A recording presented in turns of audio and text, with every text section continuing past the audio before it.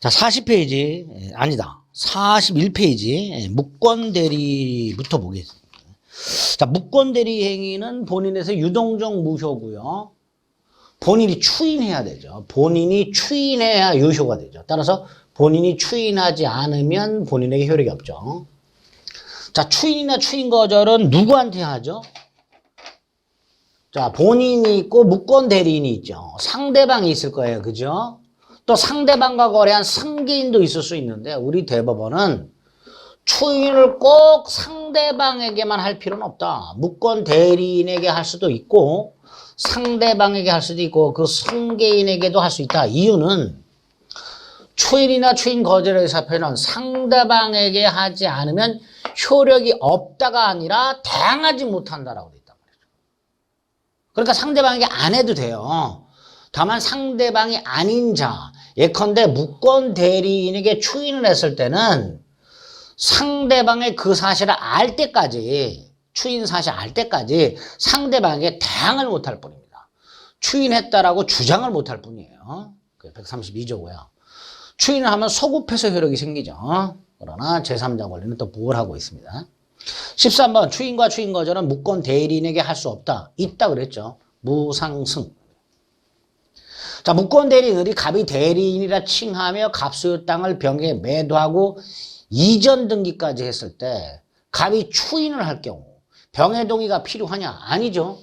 본인의 추인은 단독행위이기 때문에 병의 동의 따위는 필요가 없습니다. 다만 갑이 무권대리 행위에 일부만 추인하거나 변경을 해서 추인하는 경우 이때는 상대방 동의가 필요합니다. 일부 추인, 변경 추인은 상대방 동의가 필요합니다. 그게 아니고 전부를 추인할 때는 상대방 동의가 필요가 없습니다.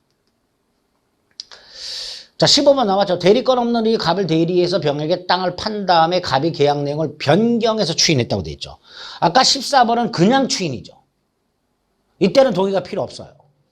15번은 변경 추인이죠. 이때는 병의 동의가 필요하죠.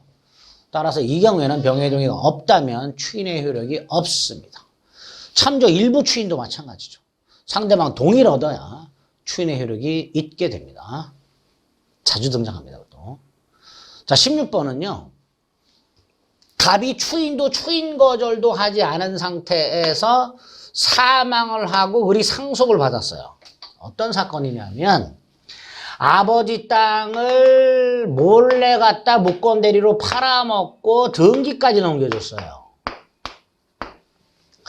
아버님이 그 사실을 알고 추인도 추인 거절도 하지 못한 채 한을 품고 돌아가셨어요.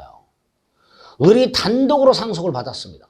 자, 이때 을이 자신이 한 행위를 추인은 할 수 있지만 추인 거절은 못해요. 따라서 을이 병에게 야, 내가 너하고 계약을 할 때 유권대리라고 뻥쳤지만 나는 무권대리다. 아버님으로부터 추인 거절권을 상속받았다. 나는 나의 행위를 거절하겠다. 따라서 등기를 말소해라. 이런 거 할 수가 없습니다.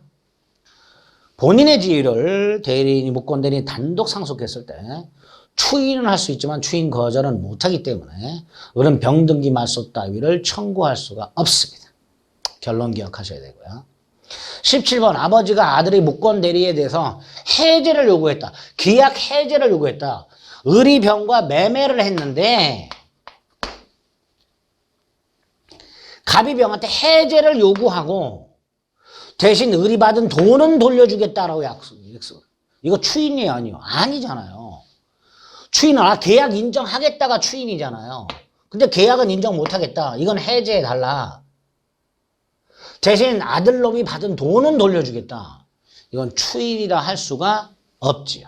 17번 틀렸죠. 참조. 이거는요. 본인이 무권대리 행위를 장기간 방치를 했어요. 알면서도 방치했어요. 또 무권대리인이 서류 따위를 위조했단 말이에요. 그럼 형사처벌 받잖아요. 근데 본인이 형사고소도 하지 않은 채 장기간 방치를 한 거예요. 이렇게 단순히 장기간 방치한 것만으로는 추인이라 할 수 없다가 판례입니다. 추인 아닌 것들. 추인은 묵시적 추인도 가능한데요. 이런 건 추인이라 할 수가 없다.